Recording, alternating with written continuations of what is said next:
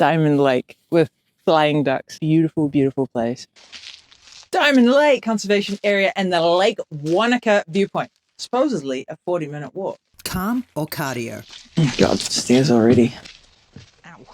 Oh my God, me. The car park didn't even get a warm-up. At least those seem to be the only stairs. Starts with danger. The track is slippery in icy conditions. For anyone doing this in winter, you'll hit the hill immediately. No flat stretch to ease into it. Straight up. Cold legs and all. But they'll be warm very soon. So we're really blessed today, actually getting a quite nice weather in terms of wind. Supposedly this Diamond Lake has a mirrored reflection on it. There's a reflection at the top of this thing that's meant to be so still, it looks fake. That's the whole reason why we're here. Whether we actually get to see it, that's a different question. And I'm hoping that we're going to be able to capture it, especially without slipping over. No pressure then, just don't fall. And I also have to somehow capture the perfect mirrored reflection. Seems simple. Gotta be fast on the way up because my knee won't manage the way down. Oh, it's cold. So this track is south-facing. Therefore, it hardly gets any sun and can be extremely dangerous in snowy and wet conditions. The loop itself says 45 minutes. There is a massive warning for the longer if you go past the lookout. Literally looked at the warnings earlier and it's noted treacherous. Treacherous. Not Doc's usual language. When the department that manages every track in the country reaches for a word like that, it's worth listening to. Holy hecker, it's up. Everything out here is so super hilly. Make you work for it. Here's the actual shape of this walk. You park up, you hit straight off the bat up a hill, and then it flattens out for a good 5 minutes or so you can catch your breath.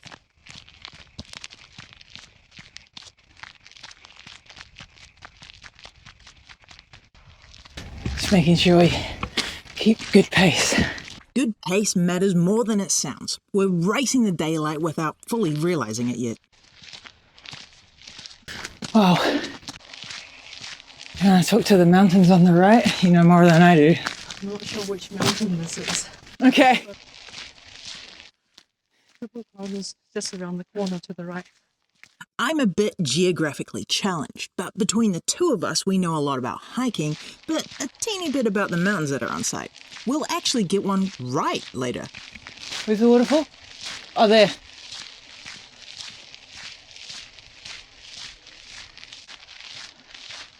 I think we'll get better views from the top. If you're new to this one, the shape of this whole walk laid out. Car park, straight up a hill, a flat stretch, fork in the road that we've just passed, another flat section to reach the Diamond Lake itself, and then higher again with an added stairmaster to the main lookout. 3 distinct climbs, not one, that's worth knowing about before you commit your legs to it.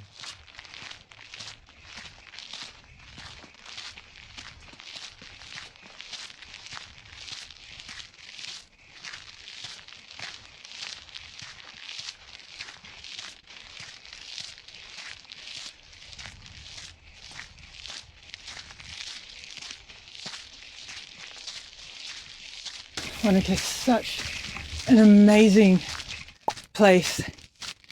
You can just drive for like 5-15 minutes out of town and you get struck with these beautiful, beautiful views to Mount Aspiring where the Brûlée Glacier track is. And it's just beautiful. Wanaka is actually a slight play, what was it? Kai Tahu variation of Wānaka. It means a sacred place and its name just so apt. It's glorious. Is it the climbing crags over there that has a name that we will not mention? Trust me, some things are better left unnamed on camera. The way that they name these climbs is very imaginative. How come some of the rock's white and some of it's black? I think it's different rock sediments combined together and how quickly it falls. Look, I got no idea if any of that was accurate. We're hikers, not geologists, and it shows. After a little reprieve on that flat stretch, the track splits, left or right. Are we following that track? I hadn't done this walk before, so that decision was a genuine coin flip. We went left. What's down the other way, we wouldn't find out until much later. Again, it's my first time, I've got no idea. After the fork in the road, I'm happy to report that it's flat for a wee bit before the ground tips up again. And that's where the real climbing starts. Stairs, and a lot of them. Seeing the sun setting over there looks beautiful. It's not even setting, it's what, 3 o'clock? Just seems like it's setting. Okay, so I started second guessing that left turn about here. If I'm honest, no signage confirming it, no one else on the track to check with, just a decision made on the day, and I hope it was the right one. Being winter, you just get hit with what feels like the sun setting constantly. You get a long golden hour and a lot of ice. The loop track itself is 2.5 kilometers. On paper, that's nothing. On this track in winter, that number means very little about how long it'll actually take. I will be looking down. There are a lot of this 2.5 kilometers, so I don't end up on my butt. Oh, yuck. Boggy. Very boggy. And walk it off later. Oh no, that's quite deep. I'm stuck. Thank you, log. Of course I had to thank the log for its existence, and with the light doing that constant fading thing, every minute spent pulling a shoe out of the mud started to feel like a minute we didn't have. It smells boggy. Smells like it hasn't seen sun. See how icy this track is? Still frosty. Again, south side facing track, no sun, very slippery. Definitely need some decent shoes on you. And suggested crampons or spikes if you were to continue on the track to do the other walks. Really need to look into that sort of thing before you head off. It looks like it could be very dangerous. So we decided against it. Oh wow. Well, that was quick.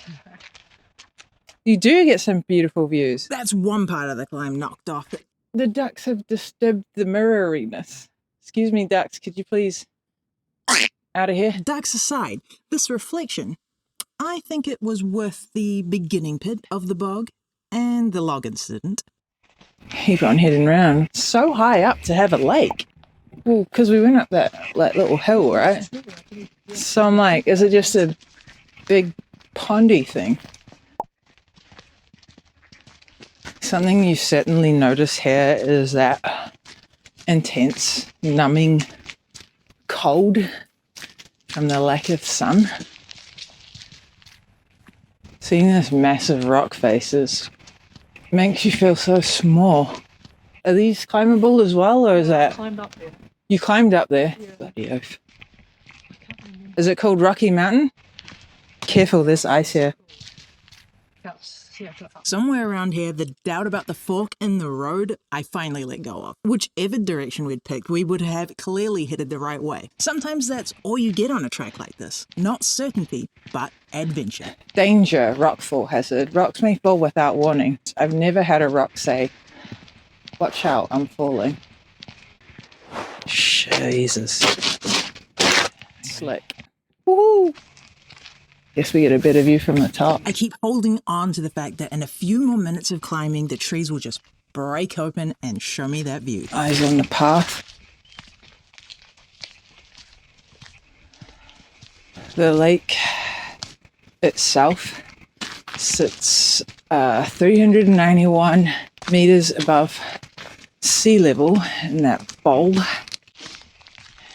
And the reflection's always so magnificent because the cliffs cast the dark shadow on it at all times. Oh, it's cold. And I'm going uphill too. Oh, you can get to see top of the hills there. See sandflies. No. The viewing platform. Okay. That's where we want to go. Apparently that's where we're going. Crack on. I recommend a lot of layers for this. It's not warm. Strictly no dogs on this track as well, so no furry friends. And mountain bikers are permitted to that base level. Oh geez. More climbing for the day. And this one gets you all the way to the top. From here, it stairs most of the way, with a short flat stretch right before the platform itself. I assume I have to take the stairs on the way down too. Oh Lord. Okay. At least there's no remnants of ice.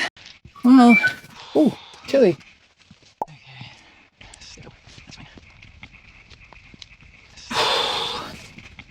Okay. So, these magnificent rocks that you're seeing now up close and personal, carved out of glaciers, and are extremely popular among rock climbers. So you can climb some of these rock faces as long as you've got the right kit. Standing underneath them, it's hard to believe they are properly massive up close. Ugh, everything's wet.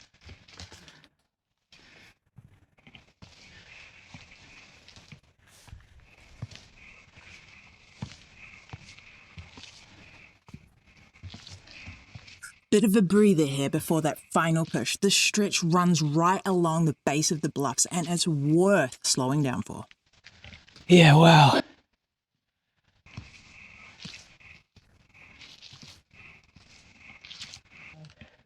Yeah, look at that. Excellent. It's important to check even the loop track because sections of this can be shut, especially in winter. It's just too icy and dangerous for people. This is going to take me a long time to get back down. Oh yeah. Wow.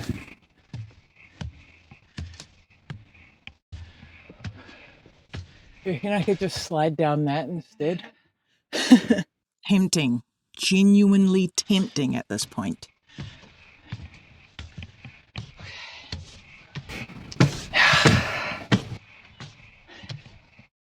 Okay, before attempting this loop, given that I'm this far, I would say your fitness has to be pretty moderate at least. I can feel the burn in the glutes. Practical note for the fitness part of this. It's moderate. It keeps climbing, but it's fair. I do feel like I got a workout. You don't need to be a serious hiker, but you feel it in your legs. By this point, regardless.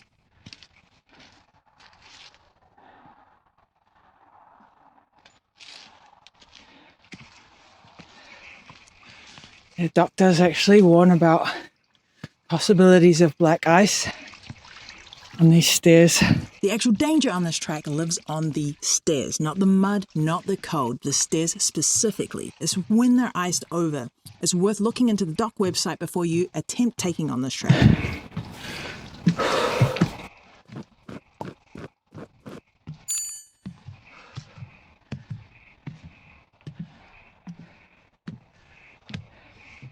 I think it was some of the section were really important.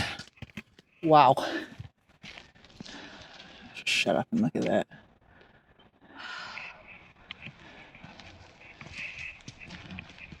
This is actually frequented as a Māori trade loop west to Haas, Mount Haas, trading of punama, greenstone. Butchered a few of these details due to my gasping breath and melting brain. Here's the actual version of it, properly checked afterwards. I have no idea what they would be wearing back then. Surely you wouldn't do it during winter. Maybe they did. Oh yeah, looking out over that side there. More climbing areas, and there's a diamondish lake, which I can't quite see yet. Same lake, different view. This one is visible all the way from the top, and it looks absolutely stunning. Seeing that sun over those beautiful mountains. Shucks, we get up to the lookout quick enough. Ugh. Oh, the mud's actually ice. That makes it easier. Yeah, it does. Quicker than expected, which means one thing. We weren't the only ones with that idea. Here is one of the lookouts. It doesn't really look like a diamond. But that mirrored reflection, though, is fantastic. There's a little bit of wind up here, but otherwise not too bad. We definitely picked a really lovely day to be doing it. The whole track's been quiet up to this point, barely a soul. Then we reached the platform on their walk. And of course, there's a wait. That's the bit you can't plan for. Track conditions, sure. Other people, timing, never. This exposed platform will give you an absolute shock. Still can't wait to have a hot shower when I get back to Wanaka. And that shower's a while off yet. This is roughly around the halfway point of the walk, not the end of it. But I cannot wait.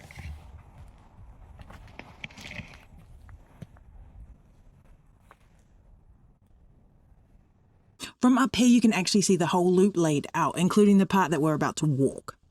Which way is Mount Aspiring? That way. So you can't quite see it.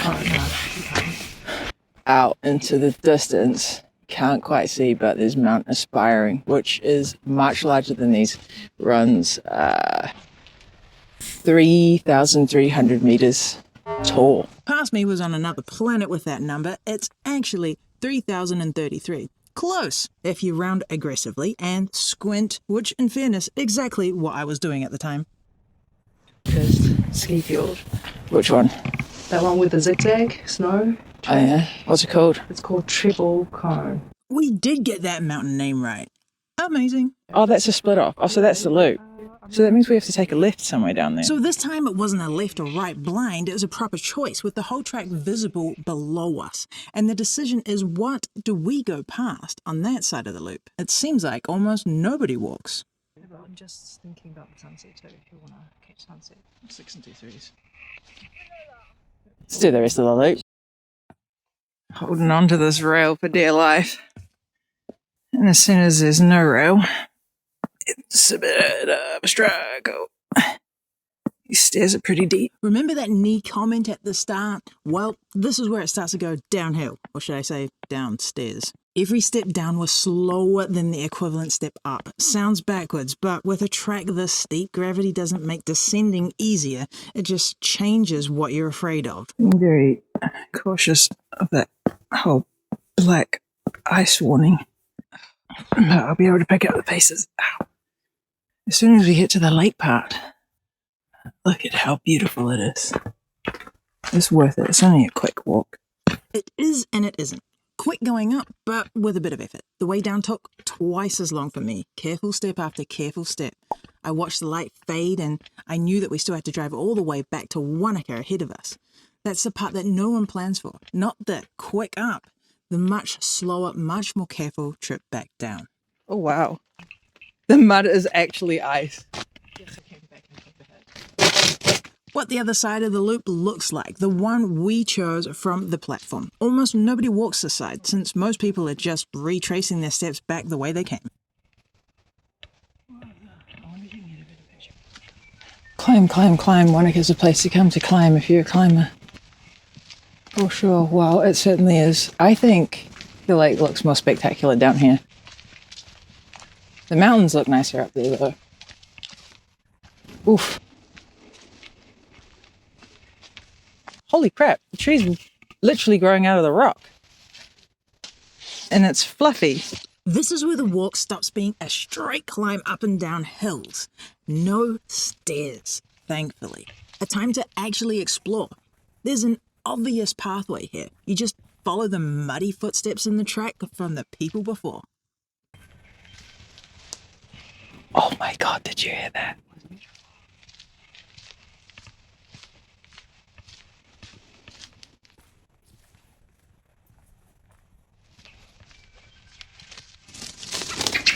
Oh, wow. So I guess people just go up to the lookout mainly.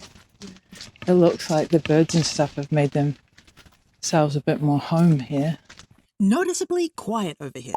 Just birdsong and your own footsteps. But noticeably muddier as well, and there was more ice underfoot than the main path.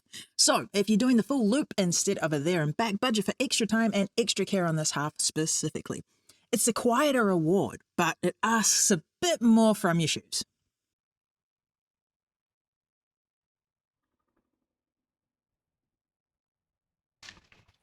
Ooh. It really doesn't even feel like we're on the same track anymore. 10 minutes ago, it was stairs, hills, and a beautiful viewing platform. Now we've got this. It doesn't smell very boggy here. It just smells fresh. Wow, you can still see the ice on top of the water. Oh wow, it's hard.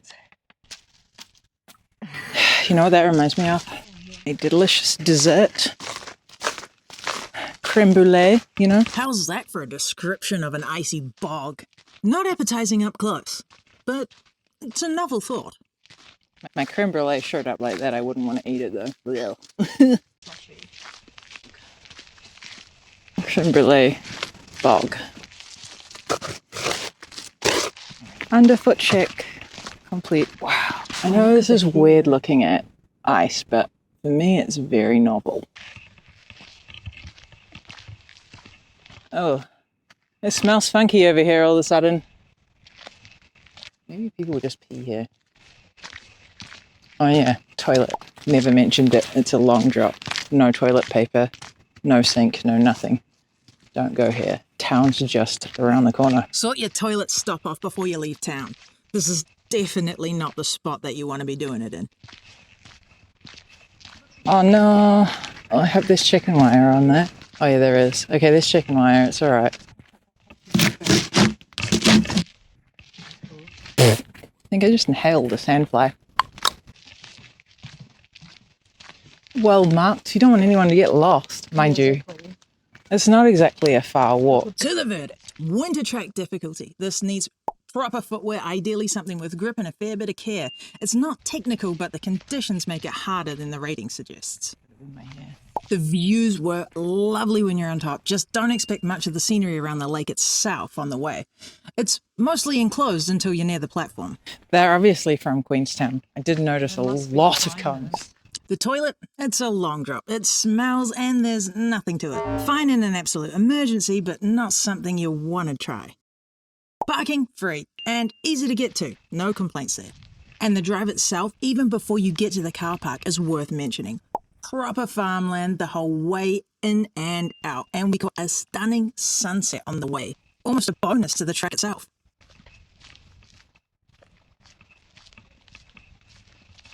Very, very wet here. The only thing I could think about at this point in time was I hope the loop is almost finished now, because the sun was starting to think about calling it a day. Or the lake. Can't see much through the foliage. I imagine in summer it's completely blocked. Wow, look at the snow on that. Beauty. Oh, that sun looks cool from here. Very cool. 40 minutes, I said, but we managed to knock it out in 30. That's with the fork in the road, the bog, and the wait at the platform. Oh, and the knee had definite opinions on the way down. So the number stops meaning very much. I do wonder how their legs don't freeze off, the ducks and whatever else lands in there. Swim, swim, swim. Super robust ducks out here, entirely unbothered by any of it. Fair play to them. Helicopter, rolling the base. Shapes.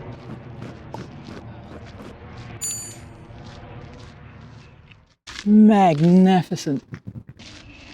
And so we're back at the fork in the road.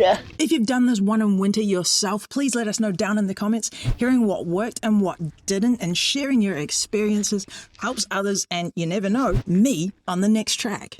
I'm speaking softly because it's just such a peaceful and amazing place here. You have to come if you're ever in town. And I